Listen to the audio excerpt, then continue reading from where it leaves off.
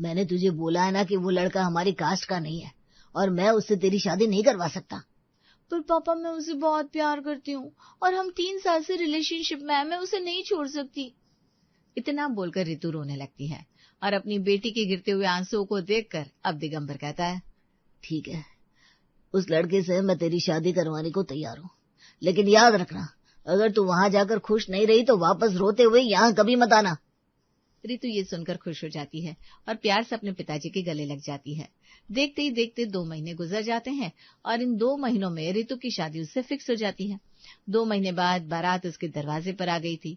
रितु दुल्हन के जोड़े में बैठी रहती है, तभी उसकी माँ सीमा कहती है, रितु बारात आ गई है, अब तू जल्दी से तैयार हो जा और जैसे ही तुझे लेने के लिए मैं किसी को भेजूं तुरंत ही नीचे आ जाना। माँ आप जानती हो ना मैं अपनी शादी को लेकर कितनी ज्यादा एक्साइटेड थी और फाइनली मेरी शादी हो रही है, मैं बहुत ज्यादा खुश हूँ। ये खुशी तो पूरा खानदान जानता है, सिर्फ तेरी जिद की वजह से तेरी इंटरकास्ट मैरिज कर रहे हैं, वरना हम तो तेरी शादी अपनी कास्ट में ही कहीं करवाते। ये बोलकर सीमा वहां से चली जाती है। कुछ ही देर में रोहन और रितु के फेरे हो जाते हैं और रितु शादी करके अपने ससुराल आ जाती है। स्वागत के समय उसकी सास मेघा उससे कहती है, आओ बहू आओ, इस घर में तुम्हारा स्वागत है। इस घर में अब तुम एक बहू नहीं बल्कि बेटी की हैसियत से रहोगी और हम तुम्हें सारी खुशियां देंगे। हाँ माँ जी, अब तो मेरी जिम्मेदारी भी आधी हो जाएगी क्योंकि मेरी देवरानी जो घर में आ गई है। आओ देवरानी जी। रितु घूंघट के अंदर ये बातें सुनकर शर्मा जाती है।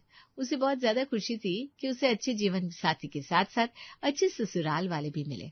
ऐसे ही शादी को 1 हफ्ता बीत जाता है और ऐसे ही एक दिन उसकी माँ उसे कॉल करके कहती है, रितु बेटा बहुत दिन हो गए तुझे अपने ससुराल गए हुए। अरे तू तो अभी तक पग फेरे पर भी नहीं आई है, तेरा यहाँ आने का मन नहीं करता क्या? क्या करूँ माँ, ये रिश्तेदारों के डिनर ही खत्म नहीं हो रहे हैं और ससुराल के अंदर सब कुछ बहुत अच्छा लग रहा है इसलिए मुझे समय नहीं मिलता। वो सब तो ठीक है बेटा, लेकिन अपने ससुराल वालों के साथ बिजी होने के चक्कर में अपने मायके वालों को तो मत भूल है।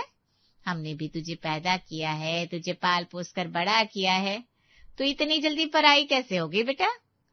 रितु ये बात सुनकर इमोशनल हो जाती है और उसके बाद रोहन को लेकर अगले दिन ही अपने मायके जाती है और थोड़ी देर वहां पर रुकने के बाद कहती है, माँ अब मुझे वापस अपने ससुराल जाना होगा, कल मुझे मेरी बुआ सास के यहाँ डिनर पर भी जाना है।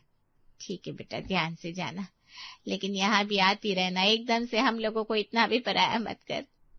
इस तरह दोनों माँ बेटी बातें कर रही होती है, तभी वहां पर सीमा के पति दिगंबर आते हैं और कहते हैं, सुनो रितु बेटा, अगले महीने होली है और हम चाहते हैं कि तुम होली भी हमारे साथ ही मनाओ।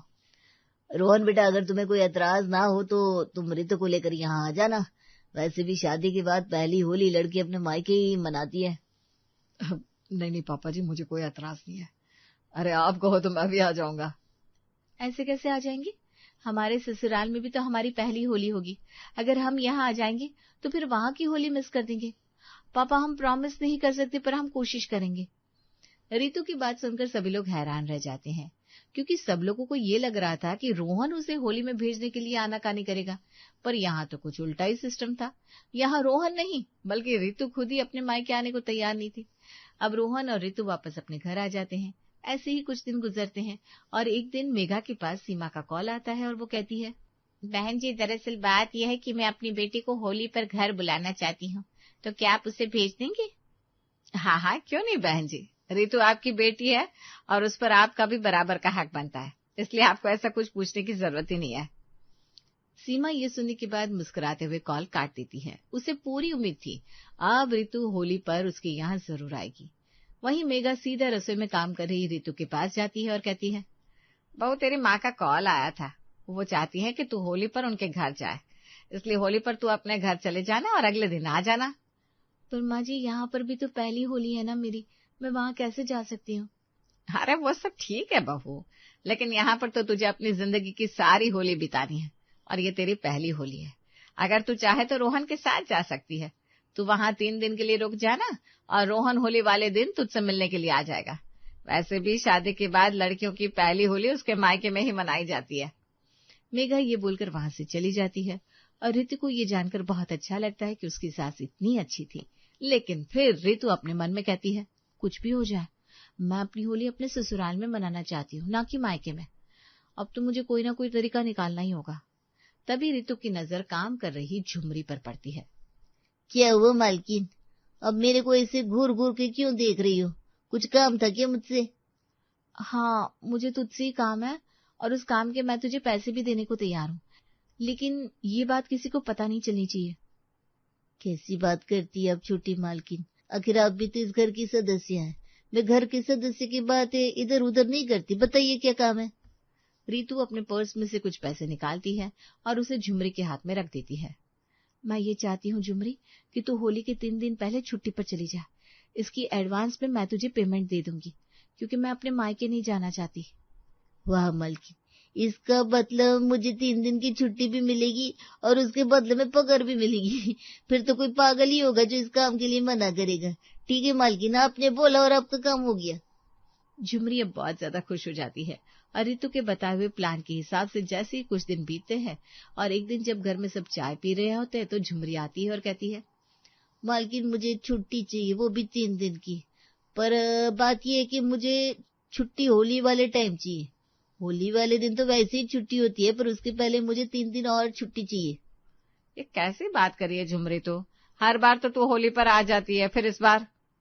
वो क्या है ना मालकिन, मैंने अभी अभी फेशियल करवाया है और गाली के बच्चे गुब्बारे मारते हैं। अगर मेरा फेशियल खराब हो गया तो, और होली का समय है, मैं भी तो किसी के परिवार की बहू हूँ, मैं कैसे आ सकती हूँ? झुमरी की ऐसी बेतुकी बातें सुनकर मेघा हैरान हो जाती है। अगर सच में झुमरी छुट्टी पर चली जाएगी तो वो तो बुढ़ापे में घर का काम संभाल नहीं पाएगी। तभी रितु मौका पाकर बोलती है, माँ जी आपको इतना ज्यादा परेशान होने की क्या जरूरत है? अभी मैं हूं ना, ये परिवार भी तो मेरा ही परिवार है। जाने दीजिए ना माँ जी झुमरी को। अब मैं घर संभालने के लिए हूं ही, मैं अकेले सबको संभालूंगी और किसी तरह की कोई परेशानी नहीं होगी। नहीं नहीं बहू, तेरी माँ ने बड़े प्यार से रिक्वेस्ट करके तुझे होली पर बुलाया है और तू चाहती है कि मैं तुझे होली पर वहां ना भेजूं। कोई बात नहीं, मैं इसका कोई ना कोई समाधान निकाल लूंगी। अभी होली आने में कुछ दिन बचे हैं। मेघा ये बोलकर वहां से चली जाती है और रितु बहुत ज्यादा हैरान हो जाती है। अब तो मुझे कोई और तरीका निकालना होगा जिससे मैं होली पर अपने मायके ना जाऊं और मेरी होली ससुराल में ही बीते। इतना बोलकर रितु अपने बाकी के कामों में व्यस्त हो जाती है और अगले दिन वो अपने लिए और अपने पति के लिए उनकी पसंद की कटहल की सब्जी बनाकर तैयार कर देती है और उसे खुद अपने हाथों से परोसती है। क्या बात है, आज तो तुम्हें मुझ पर बहुत ज्यादा प्यार आ रहा है। मेरे लिए मेरा फेवरेट कटहल बनाया है, वो भी अपने हाथों से। हाँ तो क्या हुआ, अब मेरा पति मुझे इतना प्यार करता है तो क्या मैं उसके लिए उसकी फेवरेट कटहल नहीं बना सकती? अरे सच सच बताओ, कुछ चाहिए क्या? कहीं शॉपिंग के लिए पैसे तो नहीं चाहिए तुम्हें? नहीं रोहन, मुझे शॉपिंग के लिए पैसे नहीं चाहिए। मैं तो बस ये कह रही थी कि मैं मेरी पहली होली मेरे मायके में नहीं बल्कि ससुराल में सेलिब्रेट करना चाहती हूँ। रोहन ये सुनता है तो हैरान हो जाता है और 2 पल के लिए चुप भी हो जाता है, क्योंकि पहले से ही मेघा और सीमा की बात हो गई थी और वो औरतों के बीच में नहीं बोलना चाहता था। पर फिर भी रोहन उसे समझाने की कोशिश करता है। बात को समझो रितु, ये कैसी बातें कर रही हो? वैसे भी शादी के बाद लड़की की पहली होली मायके में ही होती है। हर लड़की चाहती है कि उसकी होली मायके में हो। पर तुम तो यार अजीब हो, तुम्हें ना तो अपने परिवार वालों की याद आती है, ना ही तुम होली पर परिवार वालों के साथ रहना चाहती हो। रितु समझ जाती है रोहन को भी समझाने से कोई फायदा नहीं होने वाला और वो वहां से मुंह फुलाकर चली जाती है। जिसके बाद उसे तीसरी तरकीब याद आती है और वो तुरंत ही अपनी जेठानी के छोटे से बच्चे मोंटी को लॉलीपॉप देती है और कहती है, मोंटी तुम्हें चाची अच्छी लगती है ना, उन्होंने तुम्हें चीजें भी दिलवाई है, तो क्या अब आप उनका एक काम करोगे? चाची मैं तो पहले से जानता था आपने मुझे चीज दिलवाई है तो आप मुझसे कोई ना कोई काम करने को बोलोगे ही। बताओ क्या काम है? कितना समझदार है मेरा मोंटी। सुनो, जब घर में सब लोग बोलेंगे चाची होली पर मायके जा रही है तो तुम बोल देना, चाची को मायके मत जाने दो, और अभी अभी तो चाची की शादी हुई है, उन्हें मायके नहीं जाना चाहिए। चाची मैं ये काम नहीं करने वाला, क्योंकि जब मैं अपनी मम्मी से बोलता हूँ मुझे होमवर्क नहीं करना तो वो मेरी इतनी सी बात भी नहीं मानती, और आपके मायके ना भेजने की बात तो वो मानेंगी ही नहीं। आप कुछ और सोचो। मोंटी ये बोलकर लॉलीपॉप खाता हुआ वहां से चला जाता है। अब रितु को बहुत ज्यादा गुस्सा आता है। कोई फायदा नहीं हुआ इस मोंटी को लॉलीपॉप देने का, अब तो मुझे कुछ और ही करना होगा, क्या करूं? रितु ये सब सोच रही थी कि तभी उसे अपनी बुआ सास की याद आती है। अगर होली पर घर में मेहमान आ जाएंगे तब तो माँ जी मुझे बाहर भेज ही नहीं पाएंगी। यह अब आएगा मजा। अब रितु जानबूझकर अपनी बुआ सास को कॉल करके घर पर बुला लेती है। उसकी बुआ सास घर में आकर बैठ जाती है और रितु घूंघट करके उनके लिए चाय लेकर जाती है और अपने मन में कहती है, वाह बुआ जी, बिल्कुल सही समय पर आ गई आप। कम से कम होली तक तो यहाँ पर रुक कर ही जाएंगी, और घर में मेहमान है तो माँ जी मुझे मायके तो भेज नहीं सकती। वहीं थोड़ी देर में अब मेघा आ जाती है और अपनी ननद को देखकर हैरान हो जाती है। तभी मेघा के साथ वहां पर घर के बाकी सदस्य भी आ जाते हैं और मेघा रितु से कहती है, अरे रितु, तू यहाँ क्या कर रही है? तुझे अपने मायके जाना था ना, तू तैयार क्यों नहीं हुई? माँ जी, घर में बुआ जी आई हैं, अब इन्हें छोड़कर मैं मायके कैसे जा सकती हूँ? घर में मेहमान है और मैं बाहर चली जाऊंगी, ऐसे अच्छा नहीं लगता ना। भूल मत बहू, मैं तेरे ससुर की बहन हूँ, मैं कोई मेहमान नहीं हूँ। तो आराम से अपने मायके जा, मुझे कोई एतराज नहीं है। बुआ सास की बात सुनकर रितु का चेहरा उतर जाता है और वहीं सारे ससुराल वालों को भी शक होने लगता है कि आखिर रितु मायके जाने से मना क्यों कर रही थी। वहीं रितु के मायके से बार बार कॉल भी आ रहे थे। तभी वहां पर मोंटी आ जाता है और वो भी सारी बातें सुन रहा था। क्या बात है रितु, तूने मुझे खुद यहाँ कॉल करके बुलाया और तू चाहती थी कि हम लोग साथ में होली मनाए। ये सब कुछ क्या है बहू? तूने ननद जी को बुलाया, हमें इस चीज से कोई एतराज नहीं है, लेकिन तू बार बार अपने मायके जाने के लिए मना क्यों कर रही है? तेरे घर वालों की भी कई कॉल आ गए मेरे पास। और मेरे पास भी कॉल आ रहे हैं। आखिर बात क्या है रितु, तुम हमें बताओ। तभी वहां पर खड़ा हुआ मासूम सा मोंटी कहता है, आप लोगों को इतना भी नहीं पता, चाची अपने मायके नहीं जाना चाहती होली पर, तभी तो उन्होंने मुझे लॉलीपॉप दी थी। मोंटी बोल रहा था कि तभी रितु उसे चुप करने की कोशिश करती है। चाची मैं चुप नहीं रहूंगा, आपने मुझे एक लॉलीपॉप ही तो दी थी, इससे ज्यादा लॉलीपॉप तो मेरे नाना नानी के घर मुझे मिल जाती है, और मैं तो होली मनाने के लिए नाना नानी के घर ही जाऊंगा। मुझे नहीं चाहिए आपके लॉलीपॉप, क्योंकि आपकी लॉलीपॉप से ज्यादा खातिरदारी नाना नानी करते हैं, वो भी अच्छी अच्छी मिठाइयाँ देते हैं। मोंटी ये बोलकर वहां से भाग जाता है और रितु सब लोगों के आगे शर्म से पानी पानी हो जाती है। तभी मेघा फिर से रितु से पूछती है, क्या बात हो गई है रितु, हमें पूरी बात खुलकर बता। आखिर तू अपने मायके क्यों नहीं जाना चाहती, क्या बात है? रितु अब नजरें झुकाकर सभी लोगों से माफी मांगती है और कहती है, दरअसल बात यह कि मैं अपने मायके नहीं जाना चाहती, मैं आप लोगों के साथ होली मनाना चाहती हूँ। ये मेरी पहली होली है जो मैं चाहती हूँ मेरे ससुराल वालों के साथ मैं मनाऊं। मैं आप लोगों के साथ समय बिताना चाहती हूँ। रितु ये बोलती है तो उसकी आंखों में आंसू भर आते हैं। सभी लोगों को एहसास होता है कि रितु के मन में कोई छल नहीं था, वो बस अपने परिवार वालों के साथ में होली मनाना चाहती थी। और फिर मेघा प्यार से आकर उसे गले से लगा लेती है और कहती है, अरे अगर इतनी सी बात है बहू, तो तू हमें सीधा सीधा बता सकती थी ना। कोई बात नहीं, तुझे परेशान होने की कोई जरूरत नहीं है, तू होली अपने ससुराल वालों के साथ ही मनाएगी। पर रितु की मम्मी का क्या? वो लोग भी तो हमें बार बार कॉल कर रहे हैं रितु को वहां बुलाने के लिए।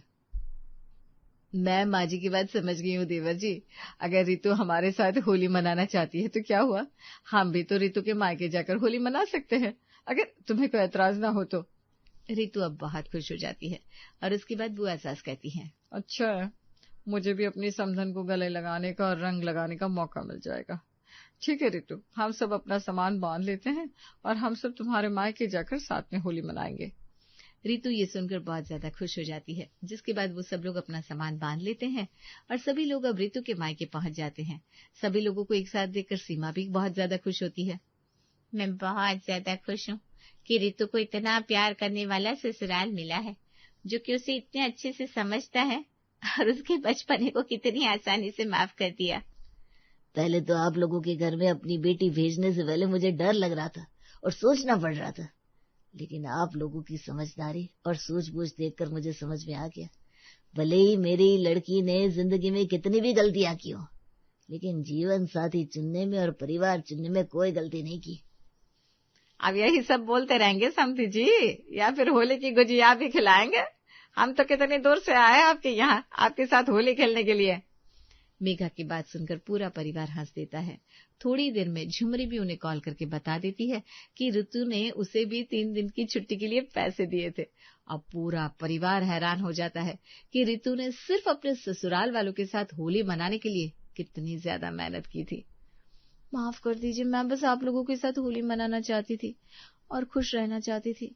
मायके में तो मैंने अपनी सारी होली मनाई है और मैं जानती हूँ कि एक लड़की की रस्म होनी चाहिए, लेकिन मैं चाहती थी मैं अपने ससुराल वालों के साथ में ही रहूं। कोई बात नहीं ऋतु, शायद ये तुम्हारी किस्मत थी कि इस तरह तुम अपने मायके और ससुराल दोनों के साथ में होली मना पा रही हो। ये सब कुछ किस्मत वालों के साथ ही होता है। तुम बहुत खुशकिस्मत हो और साथ में हम भी। अगर ऐसी बात थी ऋतु, तो तुझे इतना सारा झोल करने से पहले हमें बता देना चाहिए था।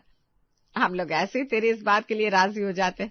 वैसे भी इसी बहाने हमें भी कुछ नया करने को मिला होली पर, वरना वही घर रहते, 2-4 पकवान बनाकर खाते, एक दूसरे को रंग लगाते और होली इसी तरह मनाते।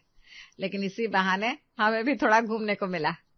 अब पूरा परिवार साथ में 3 दिन तक एक दूसरे के साथ रुकता है, साथ में खाना बनाता है, गुजिया बनाते हैं, एक दूसरे को रंग लगाते हैं और अच्छे से होली का दहन करते हैं और पूरी होली को 3 दिन के लिए अच्छे से एंजॉय करते हैं। और 3 दिन के बाद ऋतु अब अपने ससुराल वालों के साथ वापस अपने घर आ जाती है और खुशी खुशी रहने लगती है।